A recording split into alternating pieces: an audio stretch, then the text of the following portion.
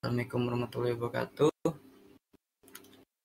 Hari ini saya akan melakukan webinar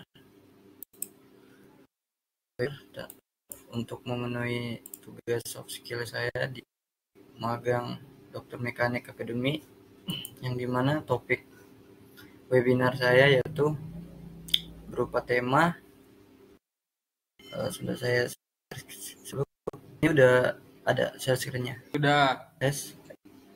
Udah full ya. Oke. Sebelumnya balik lagi tadi saya akan menjelaskan di acara webinar kali ini. Pada kesempatan ini saya akan memberikan tema yaitu dengan judul memahami dasar gambar teknik dan standarisasi pada industri manufaktur, yang dimana ini khususnya untuk jurusan teknik mesin ya, atau teknik industri juga bisa masuk. Kita langsung next.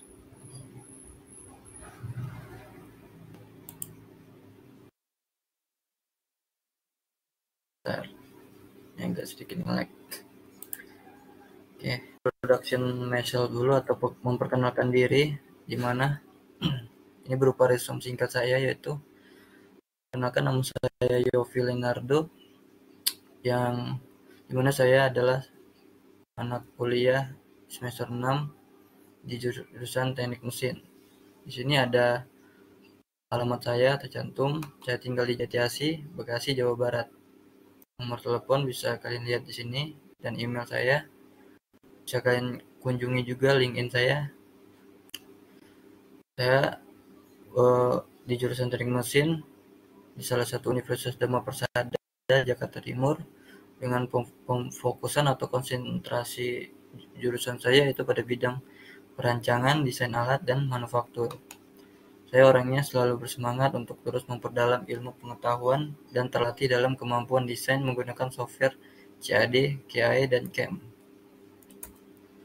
Untuk latar belakang pendidikan saya sedang berkuliah di Universitas Dharma Persada angkatan 2020, jurusan program studi S1 Teknik Mesin dengan IPK saat ini 3,66. Pengalaman saya pernah magang atau PKL waktu SMK CV Roda Kencana Motor tahun 2019. Dengan job desk saya seperti melakukan servis ringan dan perbaikan pada kendaraan mobil. Saya juga menjabat di organisasi di himpunan mahasiswa mesin Unsada dengan posisi ketua divisi Litbang, yang dimana tugas saya melakukan penelitian merancang suatu alat mesin. Penghargaan yang pernah saya dapatkan yaitu saya menangkan juara 2 lomba desain competition IMF yang diselenggarakan oleh Universitas Politeknik Negeri Jakarta pada tahun 2022, dan saya pernah juga memenangkan kemampuan tes bahasa Jepang di Japan Foundation tahun 2020. Untuk skill saya bisa AutoCAD, Inventor, SolidWorks, Mastercam, dan analisa data menggunakan MathCAD, komunikasi, leadership, dan teamwork. Itu untuk perkenalan diri saya. Sekarang saya akan memperkenalkan alasan saya untuk mengangkat tema berikut. Jadi latar belakang yang saya akan jelaskan yaitu dimana kita ini gambar teknik muncul sebagai bahasa gambar. Jadi kenapa saya mengangkat tema ini, karena tema ini sangat penting buat jurusan teknik mesin sendiri, khususnya buat kalian yang mungkin masih semester awal, yang dimana itu tahap pengenalan ya. Mungkin kalian bisa baca sendiri sini ya, dimana intinya saya ini dulu ya, dimana intinya tujuan dari gambar teknik ini adalah sebagai bahasa engineer atau teknik mesin untuk menjelaskan kepada orang yang kurang mengerti dari apa yang ingin kita maksud, seperti harus menjelaskan bentuk poros ya, ukuran porosnya, atau dimensi-dimensi yang telah kita buat desainnya. Nah, karena itu ya dibuatlah gambar teknik sebagai alat untuk menyatakan ide atau gagasan teknik. Jadi intinya begitu. Sebagai bahasa bahasa bahasa seorang engineer ya. Adapun tujuan yang saya ingin memperoleh dari webinar ini yaitu merupakan gambar teknik ini sendiri. Tujuannya supaya yang kalian dapat dari mengikuti webinar ini yaitu adalah membaca. Kalian bisa membaca gambar teknik, terus dapat mana. Jadi gambar teknik itu dapat kalian analisa dimensinya, terus membaca simbol, membaca uh, gambar-gambar kode lainnya, dan kalian bisa juga membuat gambar kerjanya di software 3D atau sejenisnya yang lainnya. Lalu kalian bisa menyampaikan dari apa yang kalian gambar tersebut kepada orang lain atau orang yang di luar non-engineer. Jadi 4 ini tujuan yang saya harapkan yang mengikuti sampai akhir ya. Adapun untuk konten-konten yang saya akan jelaskan sampai akhir yaitu yang pertama definisinya, fungsi dari gambar teknik, klasifikasinya, standarisasi, terus proyeksi, toleransi, kekasaran permukaan dan pengerjaannya, serta dari contoh fullnya dari gambar tekniknya. Yang pertama kita mulai dari definisi dulu.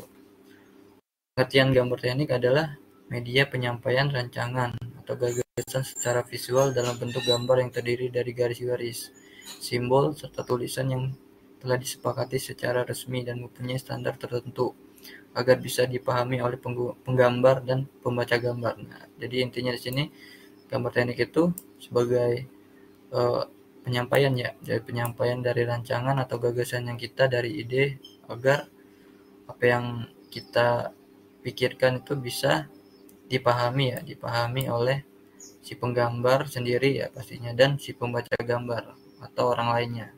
Jadi itu pengertian gambar teknik. Adapun fungsi dari gambar teknik yaitu sebagai sarana penyampaian informasi, tadi kan benar, yaitu adapun sebagai sarana pengawetan atau sebagai penyimpanan. Jadi setelah kalian mau gambar tuh jadi bisa menjadi arsip atau buat kedepannya. Jadi kalian bisa menggunakan referensi dari gambar teknik yang sebelumnya kalian buat sebagai referensi selanjutnya gitu. Jadi gambar fungsi selanjutnya itu gambar sebagai cara-cara pemikiran dalam penyiapan informasi. Maksudnya adalah gambar tidak hanya melukis, jadi bukan hanya lukisan tapi berfungsi sebagai untuk meningkatkan daya pikir berencana. Jadi untuk bekerja bisa. Jadi gambar teknik ini nggak harus, yang namanya gambar itu bukan untuk kreativitas keindahan, tapi ya sebagai untuk bekerja juga ya, contohnya di gambar teknik ini. Adapun sifatnya itu bisa kalian lihat di sini ada beberapa ya, internasional, mempopulerkan, perumusan gambar, sistematika, penyederhanaan dan modernisasi ya. Lalu di konten ketiga yaitu klasifikasi atau macam-macamnya ya. Untuk yang pertama, macam pertama itu gambar mesin ya. Jadi gambar mesin tuh di gambar teknik itu merupakan gambar yang berkaitan dengan bagian-bagian mesin. Jadi khusus mesin-mesin tuh ada komponennya. Nah, di situ kalian bisa menggambar tekniknya dengan komponen part-part dari mesin itu. Biasanya mesin dijadikan ortografi atau tampak seperti ini kan, tampak depan dan tampak sampingnya. Jadi lebih detail gitu, dan ukuran komponen sepenuhnya. Jadi full lengkap komponennya berapa, gambar bagian dan gambar assembly-nya termasuk gambar mesin ya. Nanti assembly-nya ada. Jadi gambar mesin ini khusus buat mesin lah, di bagian-bagian mesin seperti puli atau crankshaft, as gitu kan contohnya. Ya, ada pun yang kedua yaitu soft drawing atau gambar produksi. Ini biasanya ada di industri manufaktur ya. Jadi industri manufaktur pasti membutuhkan gambar kerja untuk membuat suatu produk. Produk antara lainnya ya seperti di yang kalian pakai ini, itu sebelumnya harus melakukan desain, dan desain itu harus dibuat melalui gambar 2D atau gambar kerja seperti ini. Jadi bedanya dari gambar mesin yaitu ada penambahan seperti toleransi khusus ya, toleransi karena ini kan produk ini harus harus tidak boleh asal ya dimensinya, dan toleransi geometri nanti kita belajar di akhir. Terus ada yang namanya cara pengerjaannya bagaimana, simbol-simbol pengelasan atau kekasaran permukaannya ini lebih komplit lah untuk simbol-simbol untuk gambar kerja produksi atau shop drawing ini.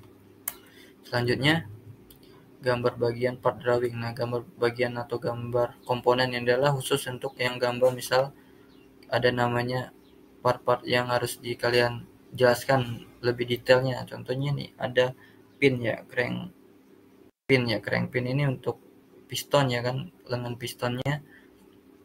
Nah, ini khusus dia dalam satu gambar, dalam satu uh, halaman gitu, menjelaskan detail-detail dari part drawing ini.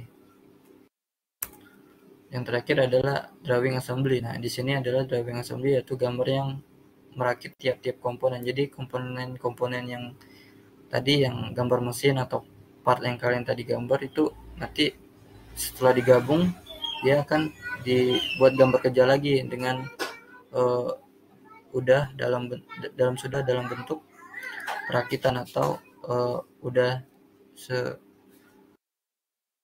finishingnya di sini seperti ini. Lalu untuk perbedaannya tuh di sini ada simbol-simbol penjelasan nama komponennya, bagian tempat-tempatnya di mana kan, satu nih bagian apa, dua nih nama komponennya apa. Nanti ada daftar di sini nih, part list kan di sini. Nomor satu ini adalah crank, nomor dua ini adalah crank pin di sini, dan nomor tiga nut di sini, nut atau mur, dan empat adalah washer atau pengunci. Jadi biasa ada tampak depan dan tampak samping. Dan untuk klasifikasi yang keempat adalah standarisasinya. Nah, kita sudah masuk standarisasi ya, di mana standarisasi itu adalah sangat penting ya bagi para teknik atau khususnya gambar teknik ya, karena kita tidak boleh asal melakukan pendesainan, karena semuanya butuh yang namanya standar. Jadi definisi formal dari standar adalah dokumen yang dibuat secara konsensus atau disetujui oleh lembaga atau badan yang diakui, jadi secara resmi ya, yang menyediakan untuk penggunaan umum atau berulang, aturan, pedoman atau karakteristik untuk kegiatan atau hasilnya yang ditujukan untuk pencapaian tingkat optimal dari urutan dalam konteks tertentu. Dan begitu, maka standarisasi adalah penyederhanaan yang bertujuan untuk penghematan dalam penerapan yang rasional karena adanya kesamaan tujuan dan kesepakatan bersama. Jadi standarisasi itu suatu ketentuan pasti ya untuk keamanan ya. Jadi untuk ukuran-ukurannya itu kita perlu standar. Jadi tidak boleh main perasaan, mungkin ukurannya sekian, mungkin sekian, karena kita yang namanya teknik tuh pasti ada namanya keamanan ya. Jadi kalau yang kita desain itu tidak aman ya, itu bakal membahayakan diri kita sendiri atau orang lain. Jadi perlunya standarisasi. Kenapa diperlukan kan? Di sini dia di Indonesia ada nama standar, yaitu SNI atau Standar Nasional Indonesia. Contoh helm ya kan, di situ helm ada standarnya. Jadi dia harus lulus standar yang sudah ditetapkan oleh Lembaga Standar Nasional Indonesia atau SNI, dikeluarkan oleh Badan Nasional Standar atau BSN.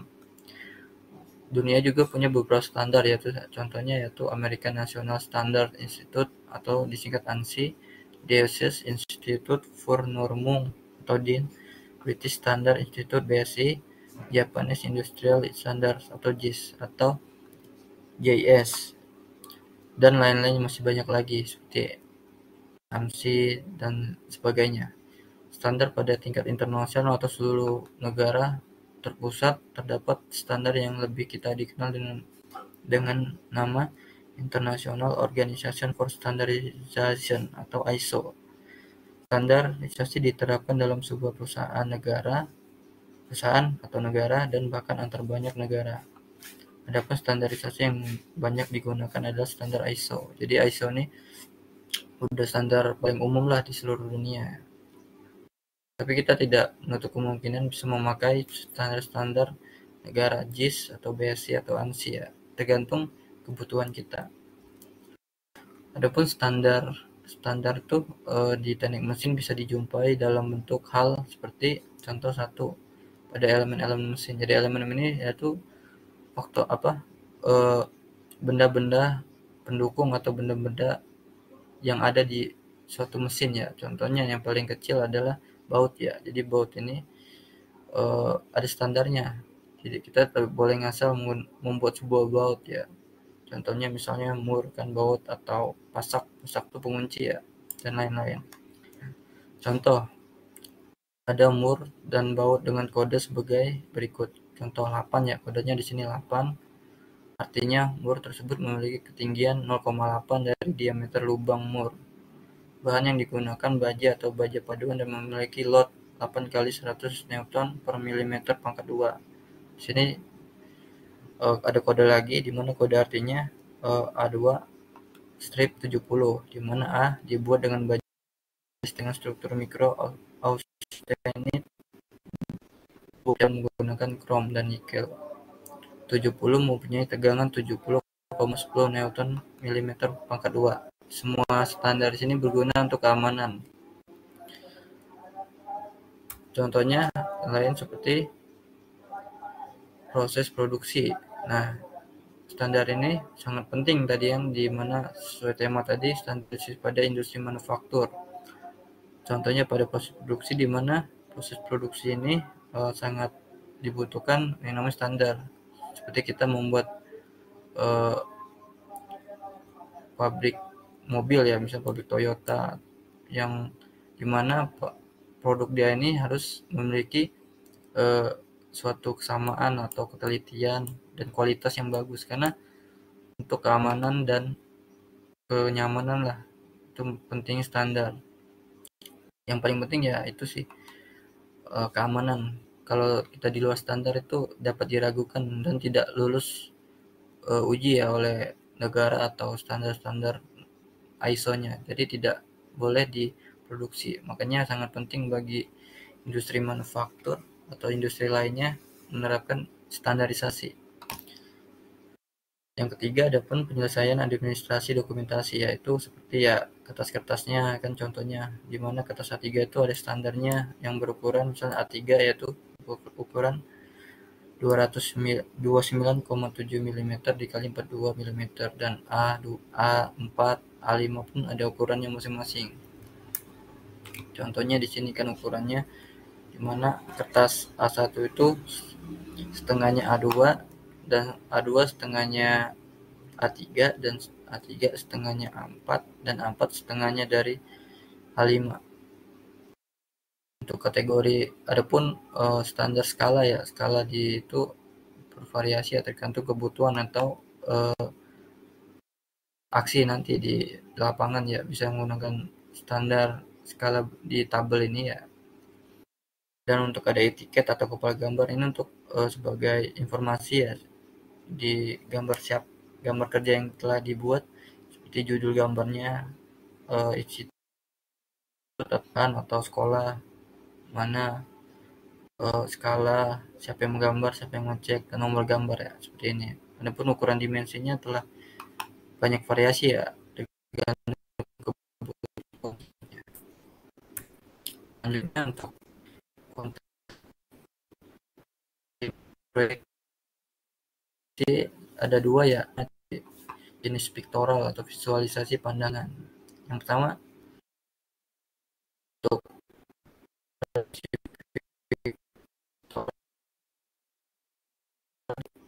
misal di sini sumbu X, di sini Y, dan sini Z ke atas Z.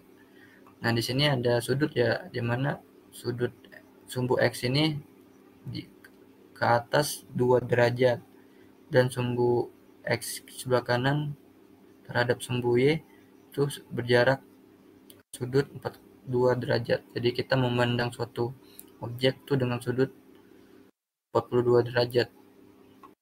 Adapun untuk isometris di mana sudut yang ditentukan yaitu 30 derajat sebelah kiri dan 30 derajat sebelah kanan. Untuk gambar kerja sendiri atau rata-rata engineer memakai isometris ya, pandangan isometris karena ya lebih mudah dilihat oleh mata kita. Adapun untuk proyeksi obliku yang dimana sebelah kirinya 0 dan yang sebelah kanannya atau kemiringan dari sumbu Y-nya itu dengan sudut 45 derajat terhadap sumbu X.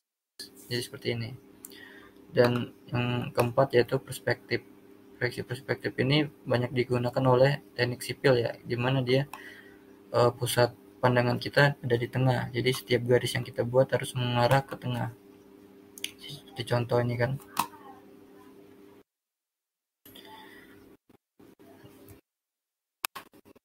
Dan kedua adalah proyeksi ortogonal.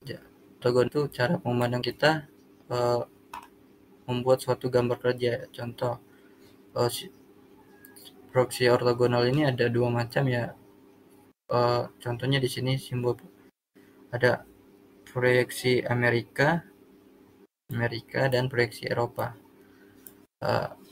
Adapun simbolnya yang dimana kita jika memakai proyeksi Eropa, dimana lingkarannya itu ada sebelah kanan, nanti di kepala gambar diletakkan di kepala gambar atau etiket, dan kotak persegi panjang menghadap miringnya ini di sebelah kiri untuk proyeksi Eropa, atau bisa disebut dengan kuadran pertama.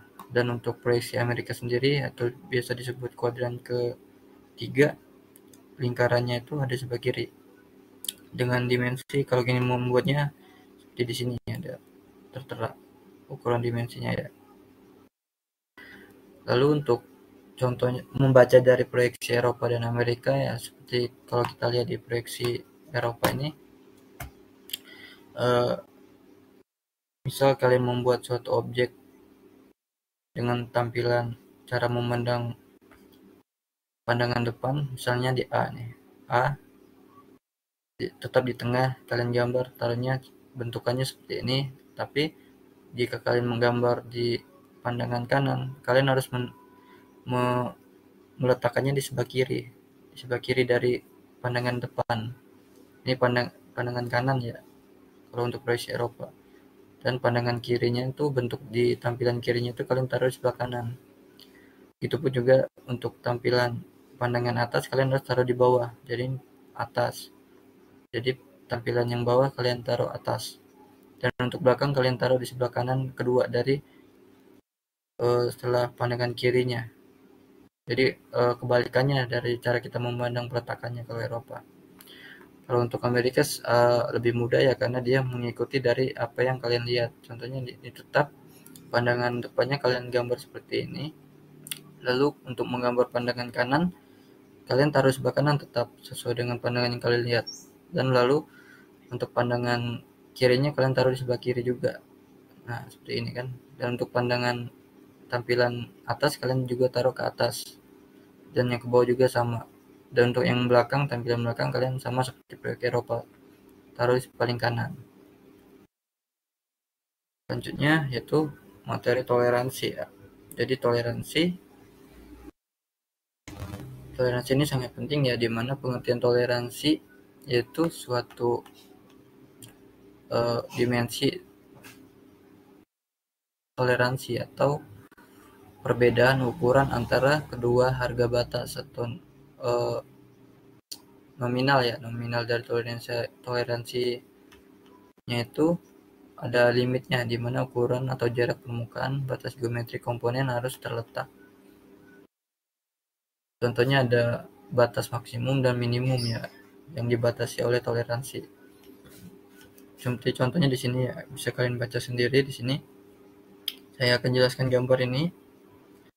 Untuk toleransinya itu bisa dibaca, misal ini 30 ya, misal 30 diameter 30 di sini. Namun tidak pas 30, karena yang namanya kita pembuat pasti ada yang namanya kelebihan atau kekurangan.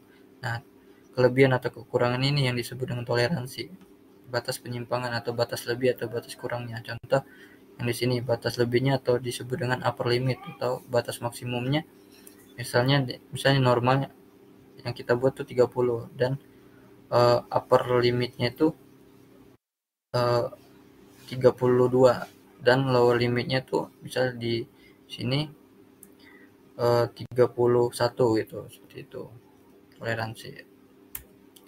Adapun jenis dari toleransi itu ada 3 ya, itu yang pertama toleransi umum. Jadi toleransi umumnya itu adalah toleransi yang udah dibuat oleh standar ISO ya, yang paling umum lah gitu, yang bisa dipakai untuk semua. Contohnya di sini tabel untuk toleransi umum di mana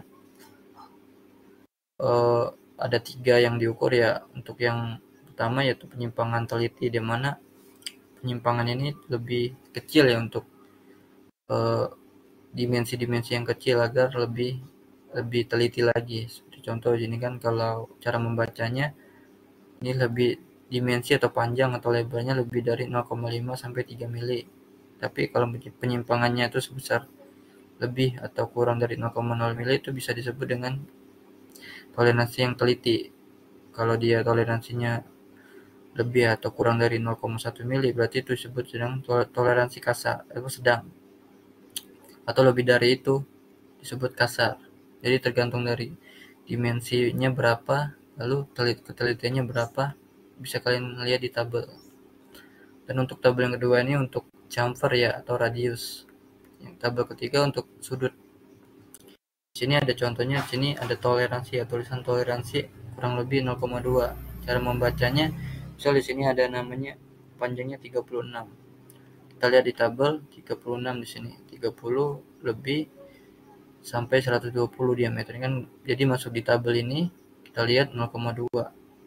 Kalau dia kurang atau lebih dari 0,2 di sini kan berarti sedang, kurang ya. 0,3 berarti kurangnya 0,3, 0,2 berarti jatuhnya dia adalah toleransi sedang kalau untuk toleransi umum ini. Jadi tidak kasar dan tidak terlalu teliti, sedang aja. Adapun untuk toleransi khusus adalah toleransi di luar angka toleransi umum. Jadi di luar yang sudah ditetapkan oleh ISO dan diletakkan langsung setelah angka nominalnya. Jadi toleransi khusus ini emang dikhususkan buat kebutuhan tertentu ya, yang hanya ada di produk itu sendiri. Contohnya di sini cara membacanya itu diameter, misalnya lubang ini berdiameter 10. Di sini ada misalnya kalau atas ini tanda positif ya, dan di bawah ini tanda minus. Jadi artinya 10 diameter ini boleh lebih 0,2 dan boleh kurang dari 0,2. Artinya eh, jika pembuatan produksinya itu dengan lubang dia menghasilkan 0,2 10 1,02 atau 10,02 itu bisa atau dianggap diizinkan. Kalau lebih dari 0,2 misal 10,04 atau 10,05 itu tidak diizinkan karena lebih dari batas toleransi yang diizinkan. Begitupun juga jika dia kurang dari 10 misal 9,003 misalnya. Ini kan 0,1 ya.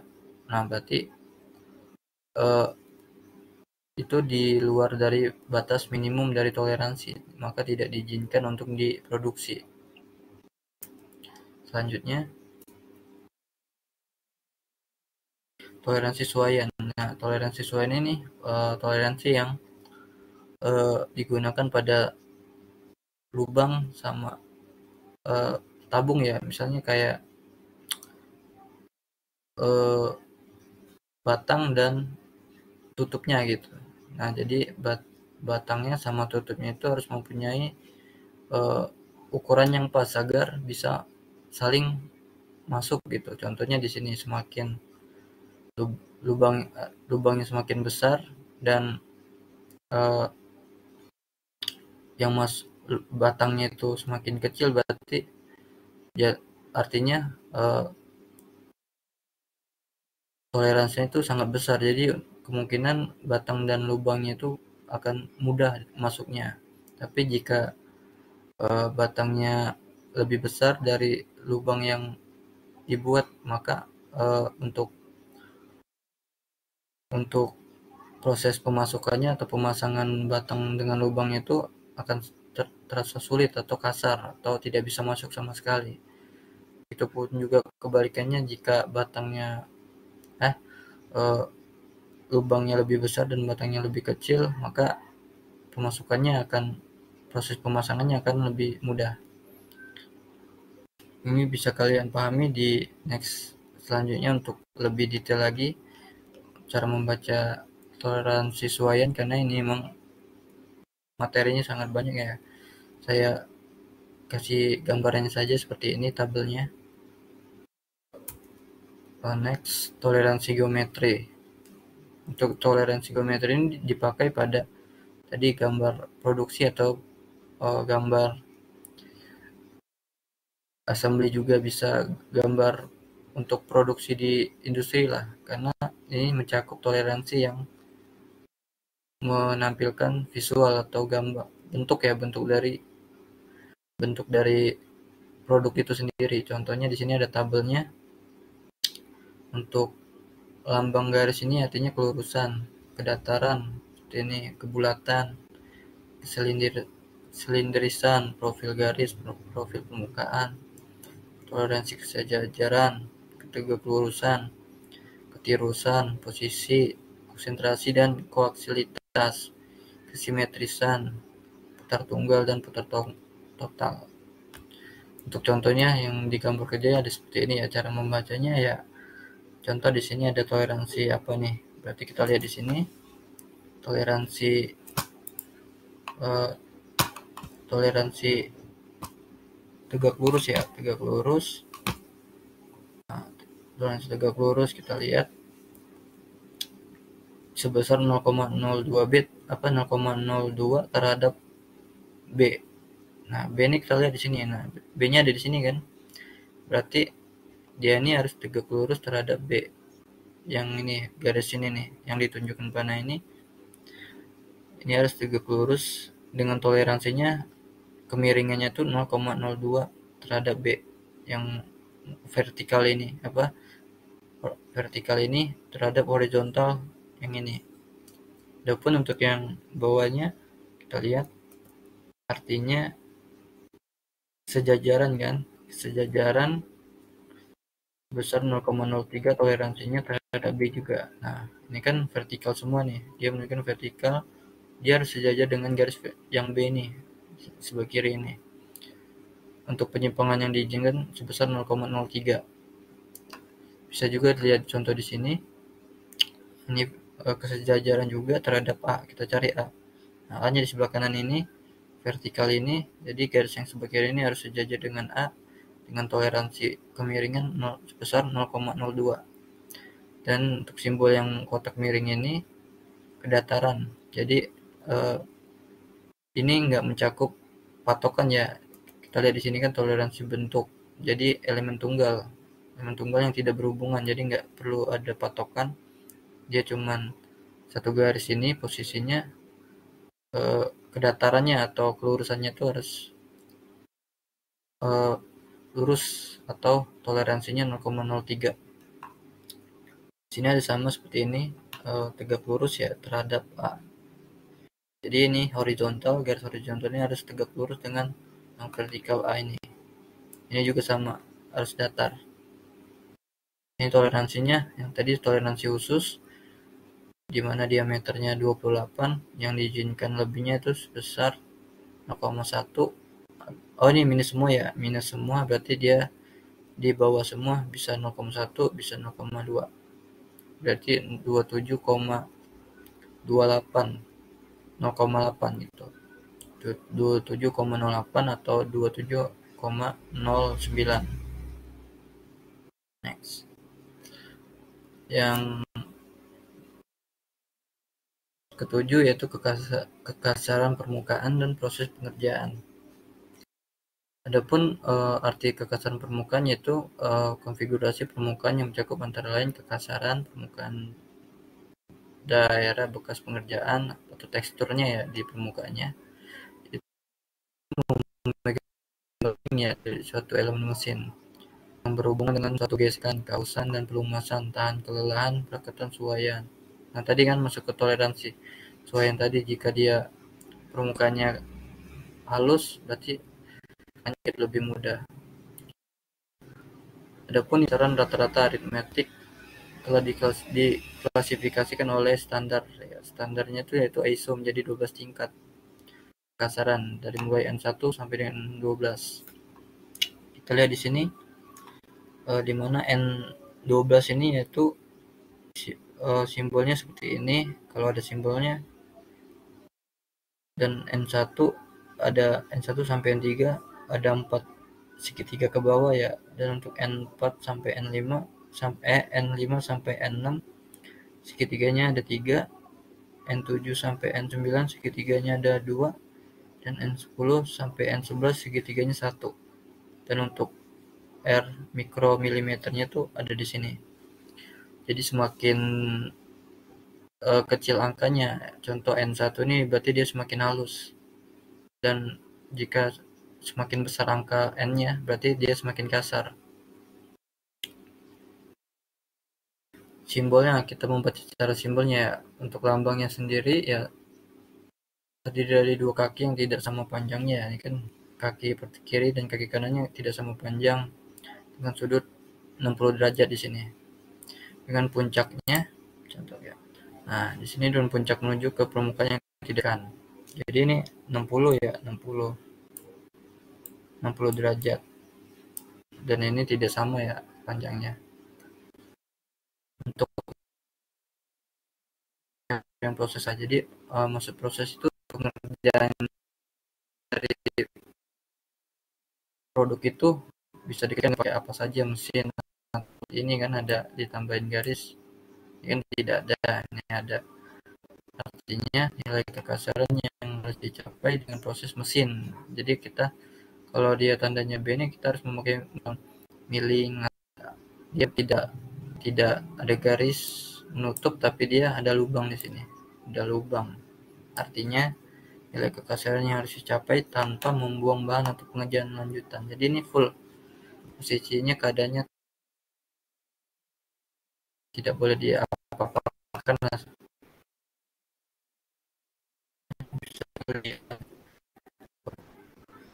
Itu misalnya roges atau kasarannya ya. N yang ini tadi, N ini ditaruh di A, di atas ini. Misalnya di sini nah di sini misal kalau segitiga N1 berarti antara N11 sama N10 kan. Nah, produksi metode. Nah, ini bisa ditulis metode produksinya. Kalau dia bentuk begini kan berarti bisa pakai mesin kan. Ada garis begini. Jadi bisa pakai metode mesin. Bisa ditulis mesinnya milling misalnya. Milling kan gitu.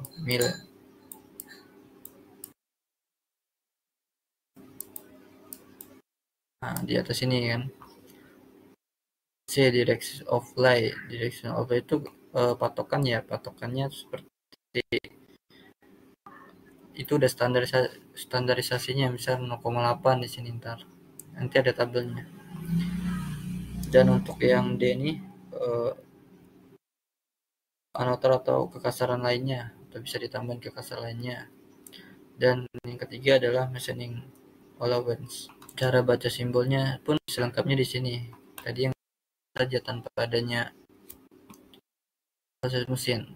Selanjutnya di sini ada bisa N2 atau N1, apa ada N kekasarannya bisa 2. Dan ini contohnya milit. Ini mesinnya kan, mesin pengerjaannya jenis mesin atau turning bisa.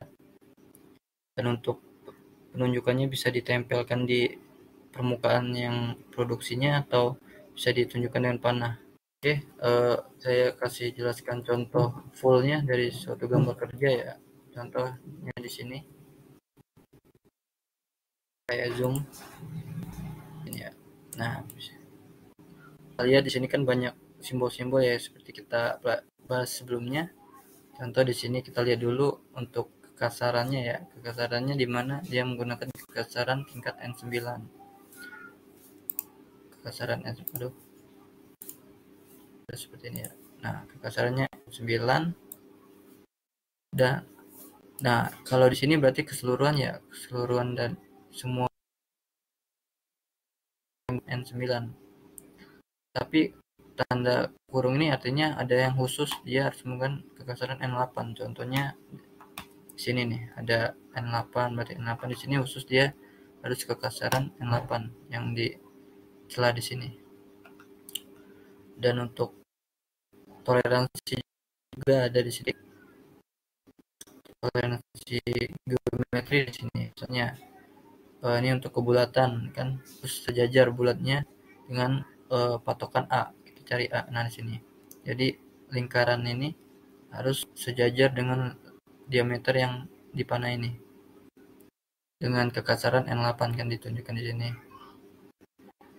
Dan ini kayak untuk ada penunjuk berarti artinya dia harus melakukan pekerjaan dengan mesin, bebas mesin milling atau turning jika tidak ada uh, penjelasan di sininya. Yang penting harus memakai mesin. Dan ada pun toleransi tegak lurus kita ketemukan di sini, di mana toleransi ini panahnya di sini, lubang ini ya, lubang tengah ini yang bor 8 ini harus tegak lurus dengan A, nah, dengan horizontal ini. Lalu di sini ada kita temukan toleransi yang tanpa dilakukan pengerjaan kekasaran ya, contohnya di sini. Berarti ini tetap dibiarkan saja permukaannya tanpa adanya proses pengerjaan kekasaran. Di sini N8 artinya kekasaran N8 di sini khusus, sama kan di sini. Kita lihat di bagian 4-nya sama kan di sini toleran kekasarannya. Ini semua ya. Nah, di sini juga ada penjelasan mikronnya atau toleransi khususnya ya, dimana artinya 5 nih toleransinya lebih dari 78 ke 30 diameternya mikron.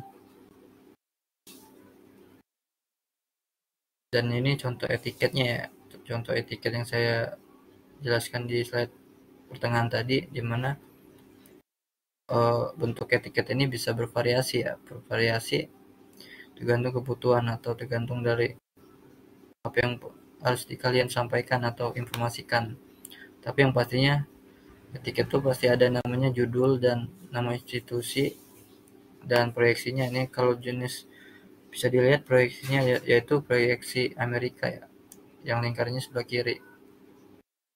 Dan skalanya dengan menggunakan 1,1:2 dengan ukuran kertas A4 yang digambar oleh Dionysius Yonggi PS, diperiksa oleh Dr. Andes Edi Purnomo, Magister Pendidikan. Dan di sini ada penjelasan dimensi dari tiap-tiap part. Contohnya poros antara dengan bahan material ST50 dengan dimensi diameter 25,4 dikali 260. Begitu juga dengan komponen nomor 3 yang ini, kan ada nomor 3 dan nomor 4. Jadi yang nomor 3 ini dia menggunakan bahan sama ST50 dengan ukuran dimensi 0,25,4 dikali 520. Berarti dia lebih panjang kan, 554, lebih panjang dari bagian 4 ini. Seperti itu cara.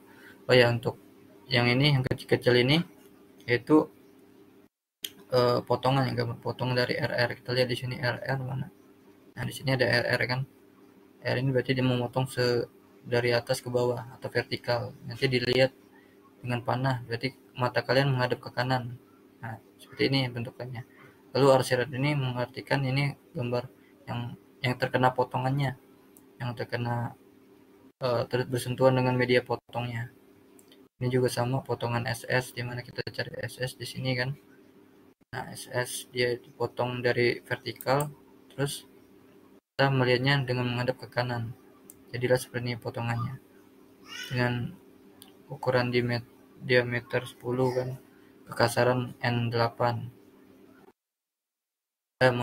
diameter 17 yang terkena tengahnya ini. Dan untuk panjangnya tuh, panjang celah pasaknya nih 5D10. Di sini apakah ada gambar potongan? Nah di sini ada. Kalau ini bukan gambar potongan, ini gambar tampak depan. Ini gambar tampak samping lah ya. Kalau ini kan tampak depan yang kita taruh. Nah, karena ini Amerika, jadi taruhnya tampak sampingnya di sebelah kanan. Untuk menentukan pandangan tampak depannya, kita harus di mana tampilan itu bisa me- mewakili semua bagian kan. Contohnya ini walaupun ini terlihat samping, tapi kita bisa menempatkan ini sebagai tampak depan karena dia mewakili semua bentuk-bentuk yang bisa kita jadikan dimensi. Tampak sampingnya malah yang di sini sebelah kanan. Mungkin itu saja yang bisa saya jelaskan ya. Jika kalian ada pertanyaan untuk saya atau masukan saran, bisa kalian hubungi saya di email ya, di sini ya, filinardo26@gmail.com. Nomor telepon saya atau WA di sini ya. Ini WA ya, WA. Nah, WA. Dan kalian bisa melihat channel YouTube saya. Di situ ada banyak, bukan banyak sih, beberapa penjelasan-penjelasan ilmu seputar teknik mesin di gambar teknik, mekanika, dan fisika gitu di situ. Dan untuk media sosial saya ada di Facebook yaitu Yofi Leonardo, dan Instagram saya @yofi_lnrd26, dan LinkedIn saya Yofi Leonardo. Dan jika kalian ingin materi yang ini, PowerPoint ini, kalian bisa hubungi saya di WhatsApp ini, nanti saya kirim. Dan sekalian jika kalian ada pertanyaan bisa kalian tanyakan di WA ini aja. Sebelumnya saya ucapkan terima kasih dan saya mohon maaf bila saya masih banyak kekurangan, dan saya berharap untuk bisa lebih baik lagi untuk kedepannya. Next, saya akan melakukan webinar lagi di bulan April dan akan lebih baik dari sekarang. Sekali lagi saya ucapkan terima kasih buat kalian yang sudah menyempatkan hadir mencari ilmu, atau walaupun ini tidak seberapa ilmunya tapi semoga bermanfaat buat kalian. Maaf bila ada suara-suara yang miss di sini karena saya juga sedang ada di rumah perkampungan, jadi harap dimaklumi untuk suara saya. Sebelumnya saya terima kasih. Saya akhiri. Wassalamualaikum warahmatullahi wabarakatuh.